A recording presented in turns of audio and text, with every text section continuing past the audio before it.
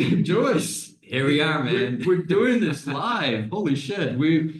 For our wonderful guest here, Dave, Bring him in. we just brought him in. We've never done this live. We always do this over Zoom. So you're our first trial, you're the experiment, but we just kind of shoot the shit and have fun with this. So why don't you say what we're doing here today? Oh yeah, Who we have as a guest. Good point. Our guest. So we're at Frontiers Health Conference in Berlin, my old stomping grounds. So the health innovation is brewing. There's about 1,000 people out there, Right. and we grabbed this crazy Berliner kind of room that doesn't feel like a Kind of podcasting room, Checkpoint but Charlie vibes. you can give it that. And then we saw David Klein on stage, coining the term software enhanced drugs. Software enhanced drugs. And you saw that the pharma people right after my talk started using that already, so that's good. Love it. Well, it's funny because I was in, I obviously heard of you and seen some of your work over the years and the launch of it. But then when I saw your talk, I said, "Oh, let's get a band, let's do a pod with them." So this is perfect. This is a good 9 minutes of planning.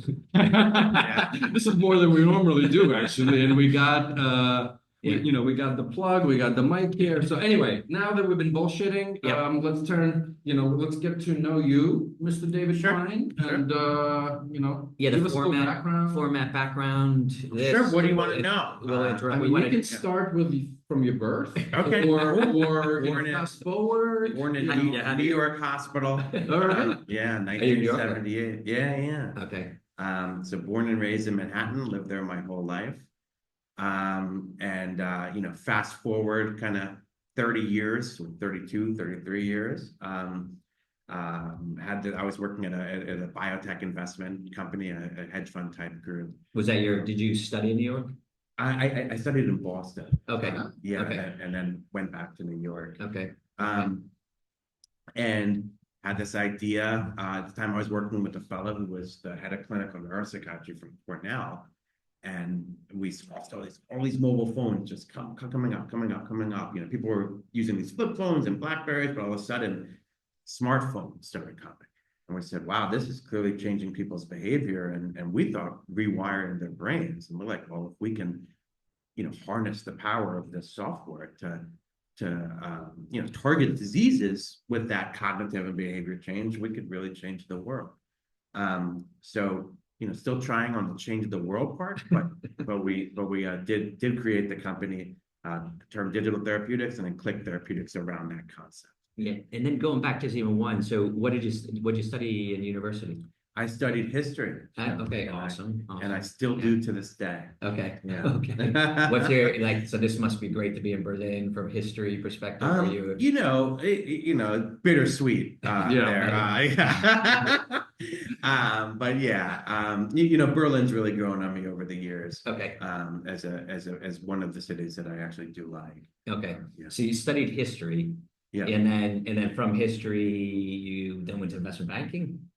Yeah, so I actually, I we got time.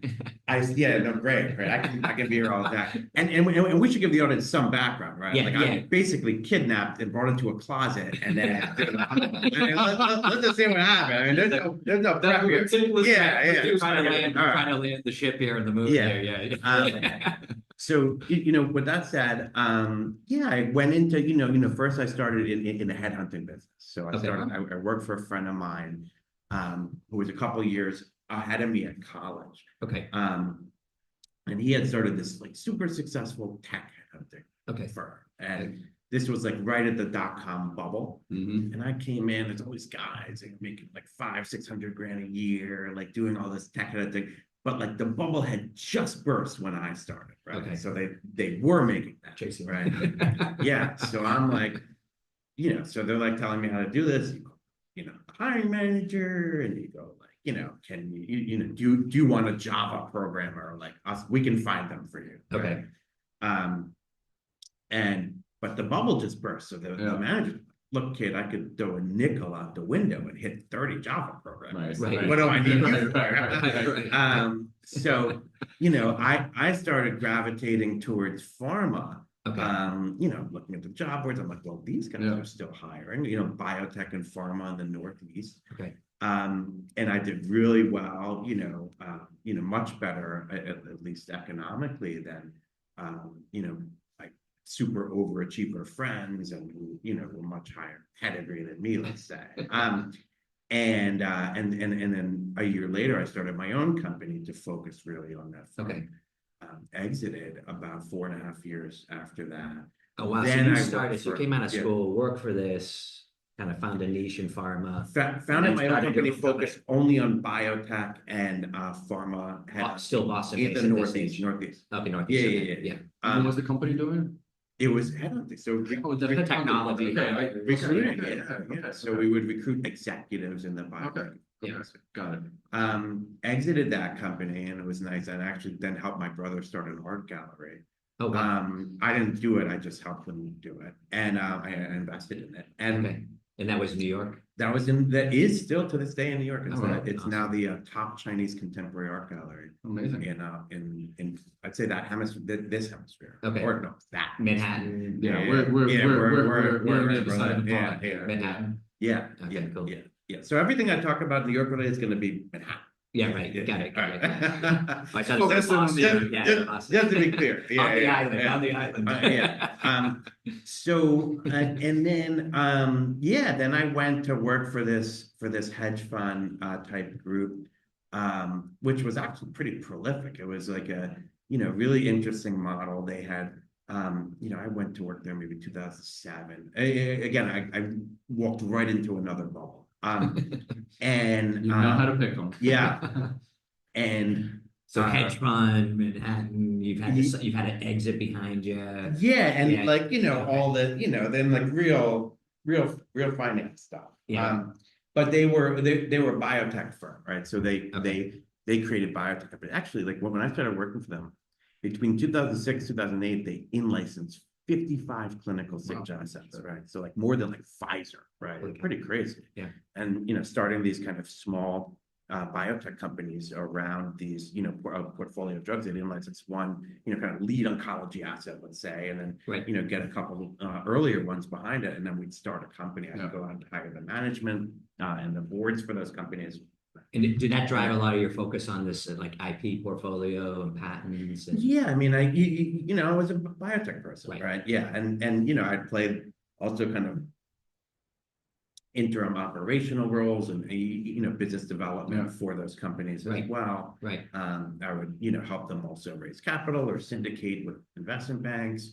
You can but tell we would he had a see the business development role because that was a great shout out to your business development head from the Yeah. stage. Like, raise your hand. Well, I have to change that. Like next time, I'm going to put her picture and her email. Yes. And if On you that. want No, I just said like go Because everyone go, would read go it get her. or it's like Yeah, But yeah, this is your opportunity. Yeah, There What's her name? Let's do it. Sarah Jackson. Okay. Sarah at clicktherapeutics.com. Reach out to her and we'll you'll have see this why. published by tonight. Yeah. We'll have it in like an hour. Oh, So- really? That quick? Right. Okay. How's my hair? Beautiful. Phenomenal. Beautiful. Phenomenal. I'm jealous. Like I said, I wasn't prepared. Right. If you're looking for Yeah. I forgot the room. Yeah. So back to So okay, so you're spinning off companies inside a hedge fund. yeah. Kind of Operational roles. It's like almost like how Roy Vance doing what they're. It was almost like the earlier version of that, right? Yeah. But they didn't all have the same like suffixes, Okay. so no one knows. Just Right. look out the window. Oh, that's a good name. Yeah. And so on. And Awesome. but some of those became big companies. I mean, we sold one for a prostate cancer company for $1 billion to J&J. Some nice exits. So last company I worked on, and we did all the initial recruiting, and I helped raise capital for, and did early BD for, was a company called TG Therapeutics, Okay. which now has become a multi-billion-dollar public company. So that was the last one that I worked on. Yeah. So I was very involved in the kind of founding of these biotech companies and so on, and so it was a pretty entrepreneurial environment. And then at the time, I had, and it's funny because none of this story is public. This would be the first. People know. This will be. This is here first. So then I met this fellow named Bruce Lucher, who was the head of clinical neuropsychiatry from Cornell. Okay. And we were working on a very, very rare disease and kind of establish a company. We're in licensing technology from an academic university to kind of establish this drug discovery platform for this, very, very rare genetic disorder. That very few people have, but there's, it's a huge unmet need. And got to know Bruce real well. And, we kind of had this idea that, look, these phones, all of a sudden, everyone's using these mobile phones. It's changing people's behavior. Right. It's we think, rewiring their brains. We've got to target disease with this. This could be as big or bigger than any drug. And, created this term called digital therapeutics. It was funny to my and that was 2012. Well, So actually trademarked it also in 2012. I remember doing a little bit of that research for the Digital Therapeutics podcast. That's my cheating podcast. But, right. No, so later, trademark 2012. 2012, and that's awesome. public record, right? It's not a you could see that filing. My old home is the address of the trademark. And then at that time, a couple of years later, Omada started using the term and kind of went around for a little bit saying that they created it, but they since I think withdrawn that position. But it doesn't matter to me. But we certainly didn't create the academy, right? There were folks with that concept. I always think like software could drive outcomes and disease. But I love, and you go into your presentations today, but like, I think all good movements, all good companies have to have a great name. Yeah. Right? Yeah. No, I agree. So created Click Therapeutics. We almost called the company Digital Therapeutics. Right. But, because at the time it was unused. Yeah. It was unused, but we landed on Click Therapeutics and that we'd create these things called digital therapeutics. Right. So, fast forward a bit. So it was really on this thesis that we would create this biotech-like rigor behind software to treat disease. Fast forward a bit now. Delivered through your phone. Yeah. Just phone-based, fully phone-based. Yeah. And now we've got, 170 odd people, mostly in the New York area. And about half are tech, product, engineering, and so on. Quarter, maybe a third, science, medical, FinOps, then dev. All these kind of typical things that biotech company have. Then there's a whole, medical device quality system around it. They're a pretty complicated company. Right. Totally. Because you're everything from pursuing FDA, in a very sophisticated manner, trials, business development, pharmaceutical relationships. Exactly. So we're running every real complexity you can imagine. No, I always say, I say like when this is over someday, and when I'm ready to kind of like hang it up. Will you ever be though? I'll never fully I'll probably never fully. If you look at my parents, I don't think I'll fully stop working, but maybe we want to go like buy matchsticks for cheap and sell them for more expensive. Like that. Even your first company that you were able to like take what someone else is doing, find a niche for it, and then get an exit in 3 years. Like in your first one, and then So fast forward, we're like I announced today. Right.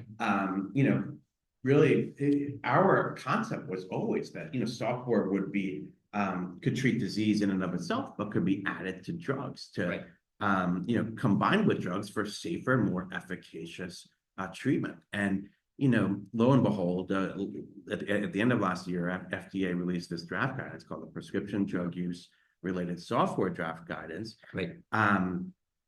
And which really clarified the regulatory pathway for that, right? If you demonstrate additional clinically meaningful benefit to a drug, and that's what the guidance says, that benefit can be incorporated directly into the drug label. Now, let's back up a little bit.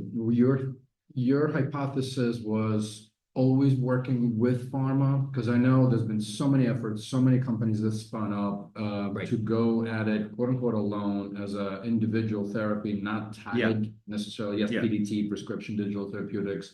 And, I think for a pharma company, and we can have the discussion, right? Unless you're making on a drug 50 to 100 mil, and I'm making, round numbers. But think about any digital health broadly company today, and specifically digital therapeutics. There's no one really out there that's making anywhere near that on an ARR basis, right? And so It's true. It's true. I mean, look, I would describe that problem like it's a new area, New category. but it's a clinical data problem. I mean, and there was a wise investor who said this, and there's like so few people who get it that a lot of these things have come out. They wouldn't be successful as drugs either, right? This is not something that Weak data, underpowered studies, weak evidence, no parallel, no poorly controlled, one right. side, whatever that, or just frankly doesn't show clinically meaningful outcomes. That's like the biggest problem, right? Like I'm trying to get plankton, and then seaweed, and then you're going out and trying to commercialize something to the most sophisticated group in the world, right? That live and die, payers, that live and the die by the providers. data, the rigor, under huge pressure. So there hasn't been like a product market fit in that respect. Which one of these things we think that's changing, and we think we're I think leading that charge to change it along with some of our partners. But in terms of business model, like you'll see this new what we call PDT 2.0, which are these things that are have evidence that is extremely compelling, right? That really belong in patient, that really should be prescribed, and address this tremendous unmet need, or kind of hitting clinically meaningful outcomes. And in terms of business model, Eugene, I mean, look, our business model changed this morning, right? I mean, we're not a public company, right? So we're not the whole. Like I think strike the opportunity. Yeah, we really Sarah is out there selling the new business model. Yeah, there we go. Right? Yeah, I mean I'm kind of being facetious. That's a new product line. It's a new part of PDTs that we're also adding. Well, of course, we're still committed in doing PDTs, but we're I think being agile when you're creating something like this is really important. It's critical. So everyone's what's your 5-year plan, 10-year plan? Sure, we have, but we're constantly evolving. And kind of arbitraging based on also meaning like if this regulatory, like this is a big deal, like say this regulatory guidance coming down. So like if you're creating services and offerings before that, you have to react to it. So I mean, look, this guidance for Click, which to be frank, and I didn't want to say this too much on stage. I mean, we're really by far the best company to kind of capitalize on that. We're so a very smart person at some point told me, look, FDA's opened this door, and Click is the only company that can really run through it, right? We're already, not only do you have to be a software as a medical device, right? But we have a platform for treating diseases with that. So already there's like, I don't know. You can other companies like that. Production system. Exactly. We have a whole platform for it, but you have to demonstrate clinically additional clinically meaningful benefit to a drug, right? Which really, as far as I know, and at least in robust pharma grade type studies, only Click has already shown to have that capability. For me, PDURs, I do think fundamentally going to change how pharma is looking at software enhanced drugs. Is that I think part of this is the attributed outcomes to these digital therapies or software enhanced were hard to track. Now, if it's part of the label and it's literally, I take my drug, here's the PDURS code or scan. There's a tie directly, is it an uplift to existing business because there's real world data coming through. We have published that you should get 7% improvement in symptoms based on the controlled study that we had inside the. No, this is this supersedes the reimbursement challenge, right? There's no reimbursement, right? Just reimburse like the drug. And in fact, and we're doing a tremendous amount of market research here. I mean, we've got payers saying, hey, we would pay a significant premium if the TPP works, right? If you show these data, get this approved as, I'll just take a drug, Wegovy SE, we will pay more for that. Right. And what made that look like? That might look like what?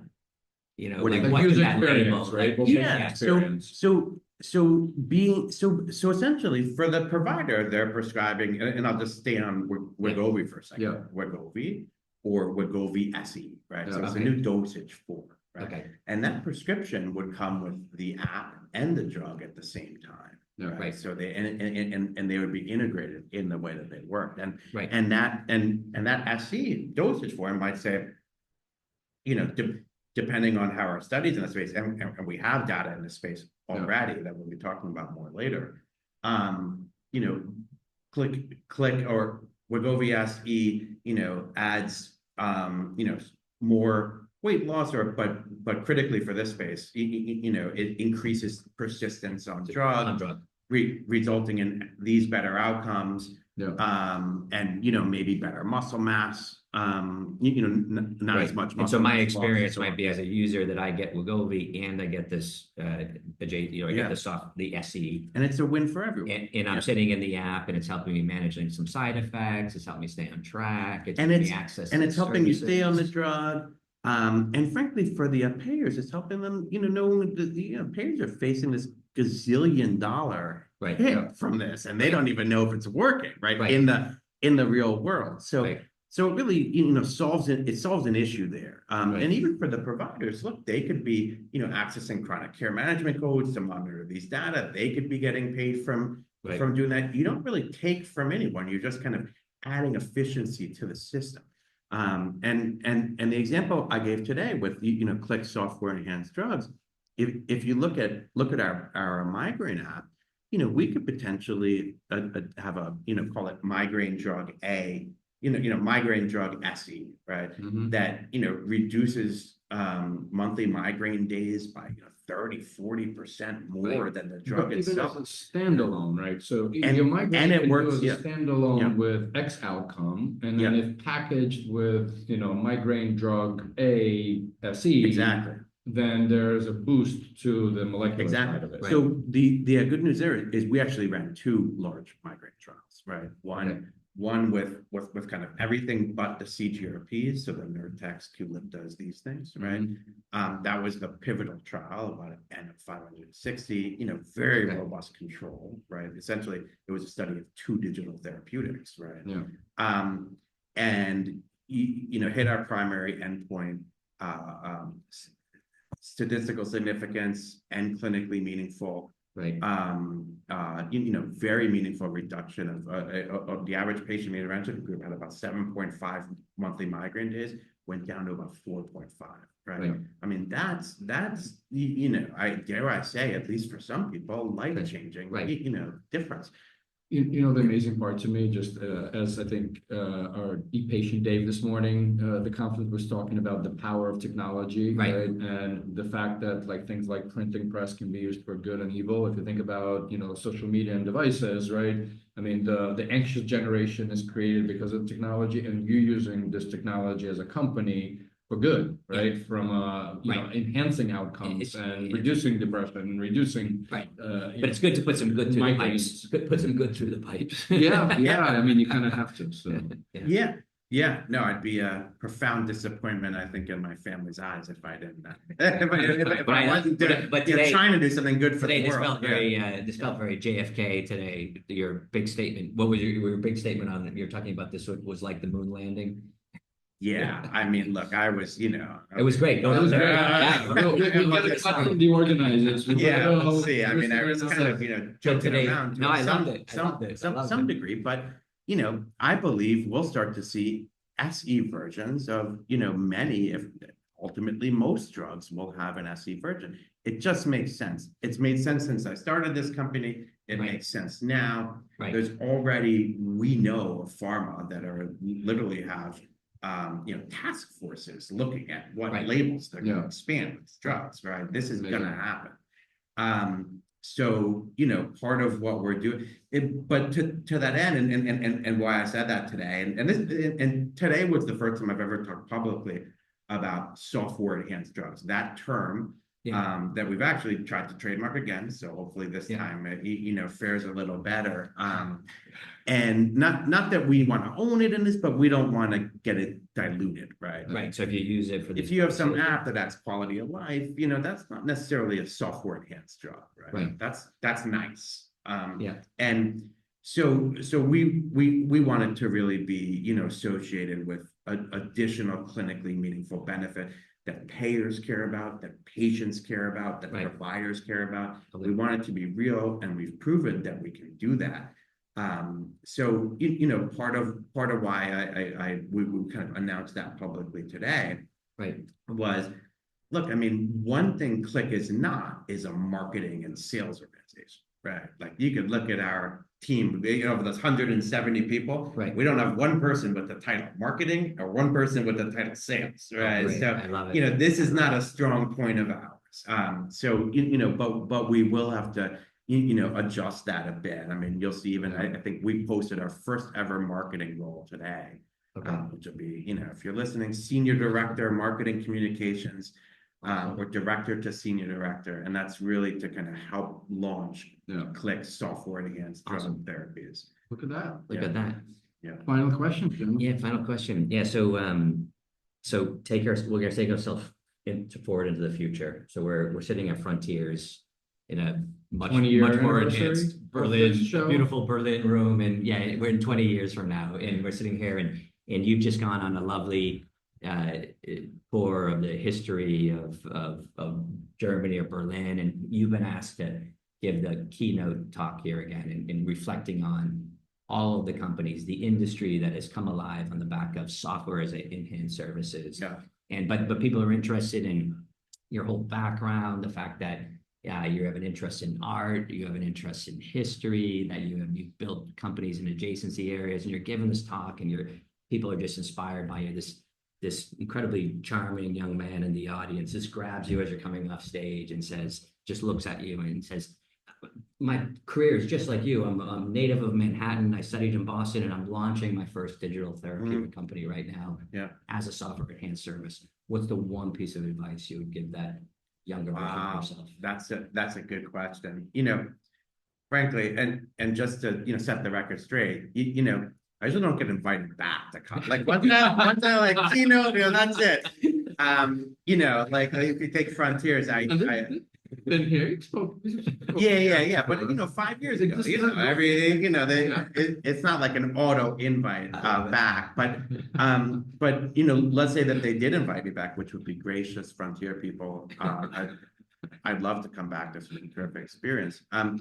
I would say that, look, persistence pays off. And if there's anything, and look, I haven't, I haven't made it yet, right? There's like going to be people who, I'm sure could give better advice than me. But if there's anything I'd say, I've kind of made it enough to know that in anything you do, whether it's looking for a job, right, or starting a company, persistence paid off. I mean, and it pays off, and I really believe kind of success in many respects will ultimately be measured, at least in some cases, by how persistent someone is. Even through the bad times, right? A startup is like a roller coaster. And there had been many times where I thought, throw in the towel. I mean, so on and so forth. And really to persist through that in life, I think is probably one of the most important attributes for an entrepreneur. Love it. Yeah. Thank you very much. Thank you. Thank you for allowing us to kidnap you. No, amazing. I was gonna say dark room in Berlin. Yeah. But it's bright, it's tiny, it's perfect. That was amazing. To all of our listeners and viewers, over for today, but hit subscribe, pass it on, and see you maybe next week, maybe the week after. Check it out.